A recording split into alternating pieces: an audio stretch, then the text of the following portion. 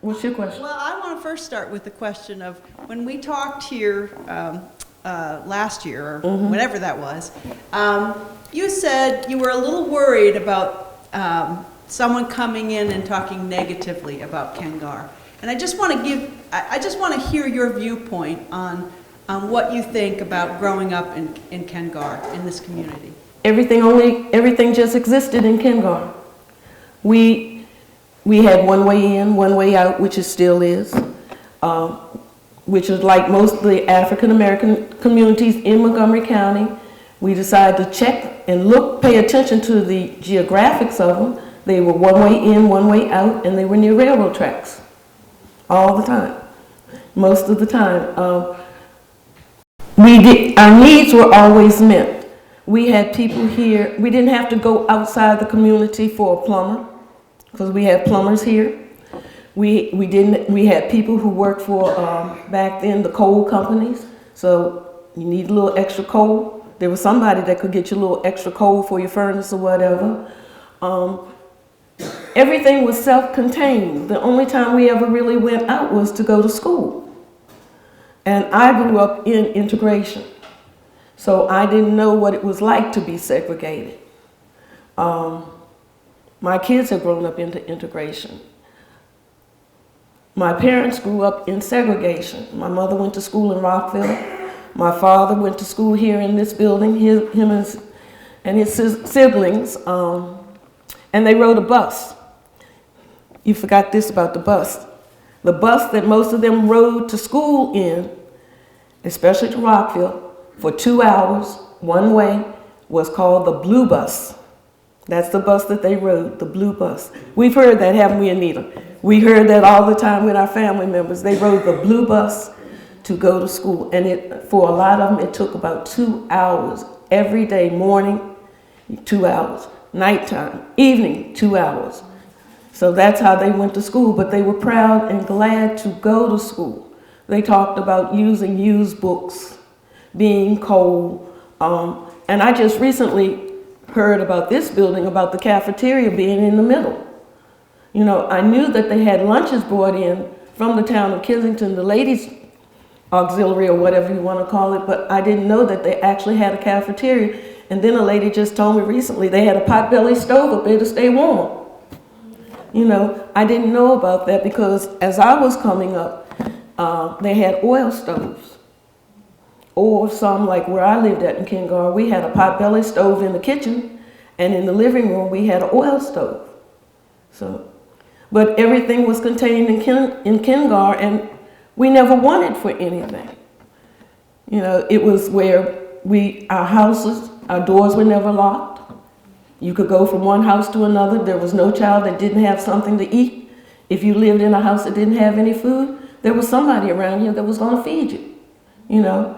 And there were always a lot, and I mean a lot of children around here. There were so many kids that we could go to both churches. We went to both churches, and we even, when I was coming up and going to Lee's, we went to the Presbyterian church over on Connecticut Avenue. We used to sing over there on the 5th Sunday, and they sang over here at Lee's on the 2nd Sunday, the youth groups. So we were still always, at some time or another, integrated into Kensington, even though not too many people knew about us. We did things with the overall community. We even participated in the parades in the town of Kensington for quite a while. Through Spark, that's how we got our tutors, through the town of Kensington. And we had 100 volunteers. And we met at towards the very end or whatever, 4 nights a week. 2 nights for elementary, 2 nights for middle school. And a lot of friendships came out of that. And I even see kids now today in Safeway, and they go, "Do you remember me?" You know, or their parents will say, "Well, how do you know this person?" or whatever. You know, KenGAR was a first in a lot of things. We have been, and we're going to keep on doing it, aren't we, Rhonda? I'm saying, because I still feel like I still live here, even though I don't. That long story of, I mean, you took us through all these years that you can remember. Right. Gathering here, partying in the street, partying in the parking lot, events, family events, community events, again and again.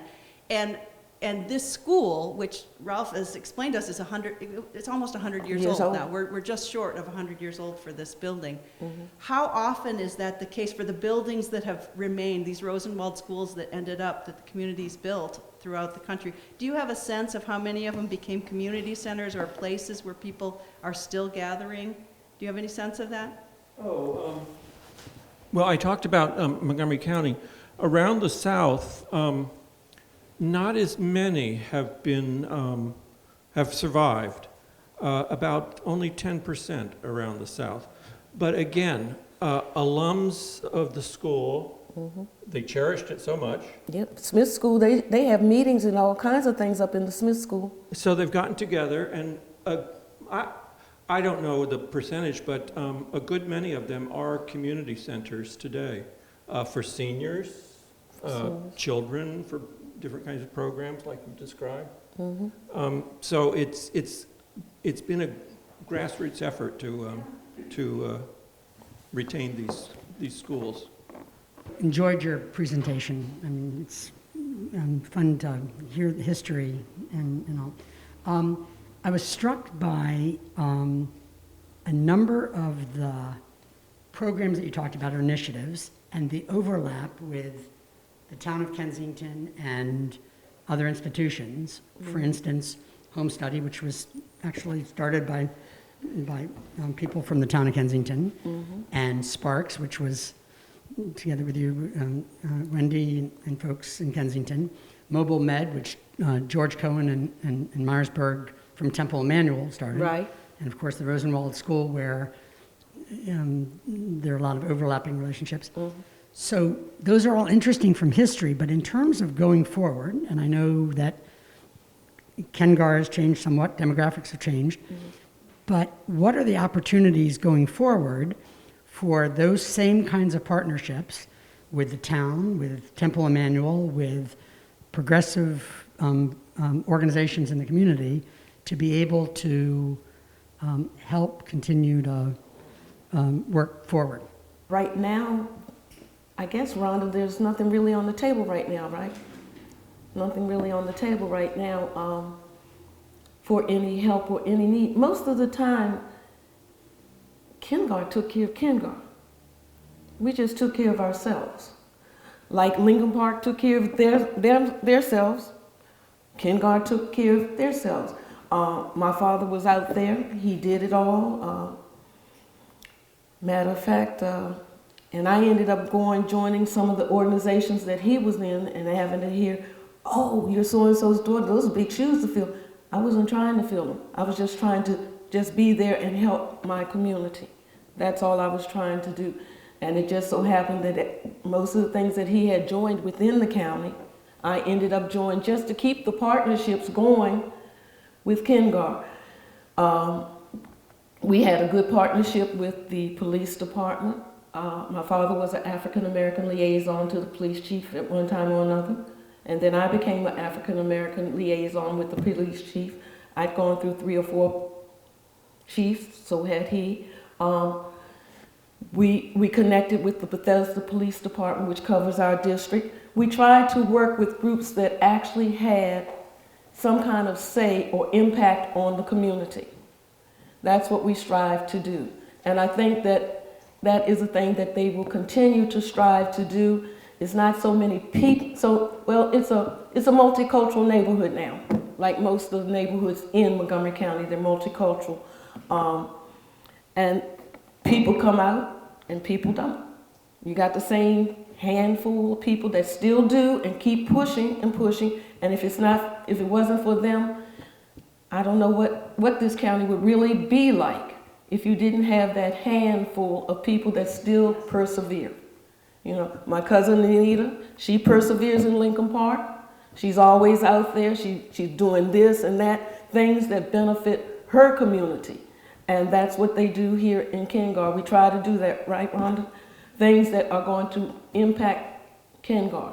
The catalyst for those programs that you talked about was indeed the relationships. Your relationship, your father's relationships with Wendy and George and a whole host of folks. And I understand, like, you don't live here still, but you obviously still I'm an honorary member Yes, of the Civic Association. But as one moves forward, it is important for the relationships to help be the spark and catalyst for the next ones. I'm understanding what you're saying, that KenGar takes care of its own whatever, but it's been fortuitous when those relationships have overlapped, and because of folks like your dad and so forth who served as foundation. But yeah, I'm kind of like listening and I'm thinking, so going forward, then who are going to be the people and how do we help make sure that there's the continued partnership? Well, I'm going to tell you, KenGar has changed a lot, a whole lot. There used to be a whole bunch of children here, so I could always be guaranteed to get the children to come out, and I know what was going on in the houses. I know who needed what, and I know how to get it for them without telling everybody in the neighborhood their business. I knew how, and my father knew it too. We worked together hand in hand to get the help that people needed when they needed it. The churches do very good. The two churches do very good in doing that. Both churches have a food program. First Baptist has one every Wednesday because of the virus. They were feeding people from 1 to 3 every Wednesday. Lee's has one, I think, the second and fourth Saturday from 11 to 1, except for they didn't tell everybody they weren't meeting today, and people showed up. Yeah, people showed up to get the food, so you nice people here had to direct some people, and I had to direct some people outside and call and say, oh, well, when do you have the next one? But I see it as, in a sense, here in KenGar, in a way they're going back to the churches, the need where they first started, where the churches fulfill needs and whatever. They still have access to the politicians or whatever that my father knew, or that I know. Most of my father's compatriots, I think, have probably died by now like he did, but we still have the same contacts. We still try to participate in things in KenGar that make a difference. They've participated in the sector plan. A lot of the neighbors here participated in the sector plan that hadn't been implemented in Kensington for what, over 40 years or more? And when they had the planning and everything, it was open to the community, and the community went out and voiced their opinions on the sector plan. They helped plan this last division or whatever, so I don't know. I don't think there's any one person here anymore that knows everybody in the neighborhood. That's the one thing. When we were just a family-like neighborhood, everybody was kin to everybody, so everybody knew everybody, and everybody knew if an adult caught you being bad, that adult beat you and you went home and you got another beating. They didn't play. They don't beat kids well, they didn't kill them anyway. They didn't hurt them. They don't beat kids. Maybe that's what's missing. I don't know for some of these. But anyway, you know, people here don't know each other anymore like they used to know each other. But that's in the whole county. I mean, people live right next door to each other in other places and they don't know their neighbors. So in answer to your question, I don't know how that will go. You know, maybe the county's changed a lot. I mean, a lot of the agencies now, you can't even get into their buildings. I went to Park and Plan in Wheaton, and I had a hard time getting in that building. I went into the door, there was a receptionist there, and they go, well, where are you going? And you tell them, and she says, okay, follow me. She goes and pushes the button to where you're gonna go. And she said, when you come back down, you push this button to come back down, and then you go out. You can't get into the buildings anymore, but that's the sign of the times because of the way that the country is or whatever. So there are not that many kids here in KenGar. So there's nobody really to do the outreach right now, but it'll take time.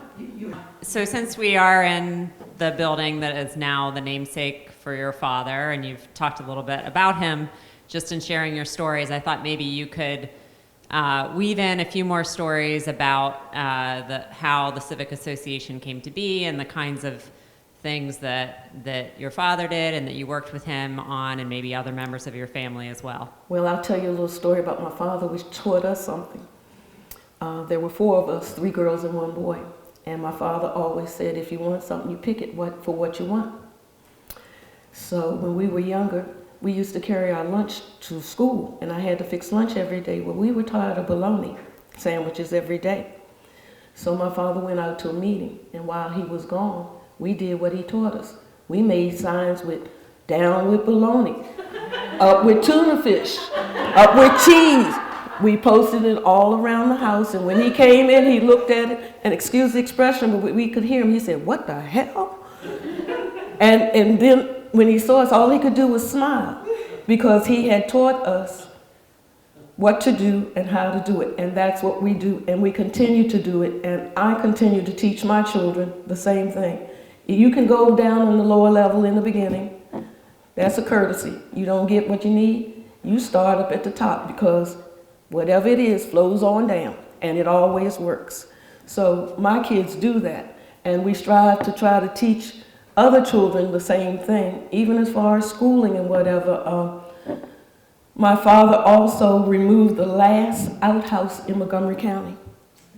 There's a picture of it, and it was in Sandy Spring, Maryland. And Sandy Spring, even though they had the Quakers and all right up there, they had a lot of stores back then, restaurants, where blacks had to go around the back. The sign was very prominent. Blacks go around back, whites in the front. And he picketed and did all the things that he really needed to do. My father was on a lot of boards, and I mean, he was a human relations commissioner for Montgomery County and for the state. He was on Holy Cross's board. I even found stuff where he'd been to the White House with different presidents, so many different times for whatever he was doing. He was just involved in so much. And consequently, we learned. We didn't always have a father. We were mad because our father wasn't always there, but my father loved this community. He grew up in this community. And when he came back from the war, he wanted a better community. And some of the pictures we have, we just had dirt roads. And I mean a lot of dirt. And over where the railroad track was, they were coming and dumping cement, blocks of cement, right over along that. So I still think that we've come a long way, a very long way. We'll have to be a little creative now on things that we do, but I think we've also found that a good way to have meetings, civic association meetings, are to have Zoom meetings, and not to have them so long, because we've had meetings that started at 7 o'clock and ended at 10 o'clock here, civic association meetings, because people rolled in late, and then you have to go back over everything that you talked about in the beginning and stuff like that. And, you know, eventually, I think once the pandemic quiets down or whatever, it'll be a time to get out, try and meet the neighbors, try to reassociate the community with the townhouses, because the townhouses are HOC, Housing Opportunities Commission's townhouses, and they have 5 single-family homes in the community, but they always considered which was a rarity, the Civic Association here as a spokesperson for their residents. So you had to go and speak for them for things that they needed, you know, problems that they had. But I guess you have to roll with the times and find out what it is eventually. All right. So thank you all very much. I want to thank both our speakers. First of all, I want to thank our speakers so much. Thank you.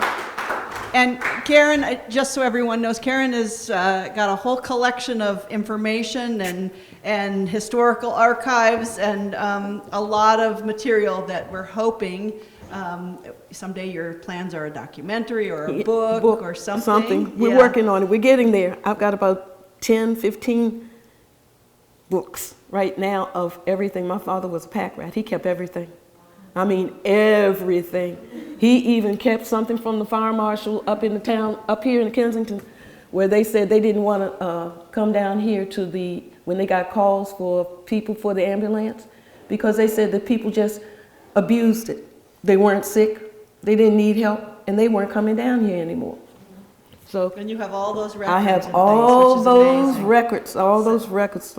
So thank you, first of all, for keeping them and your whole process that you I have have of a going choice. through them, and for being here today. Thank you. I want to thank you, Ralph Bugas, for coming today, for all the research that you've collected on going through those documents and how you made it so quick. I mean, I think about the time it must have taken to go through all of those, and you were very quickly circling with red. It was just wonderful. I really appreciate it, and I learned that 1927 is the date of this building, which I didn't know. So Yeah, I didn't either. thank you very much for being here. Thanks everybody for coming. Thank Appreciate you. it.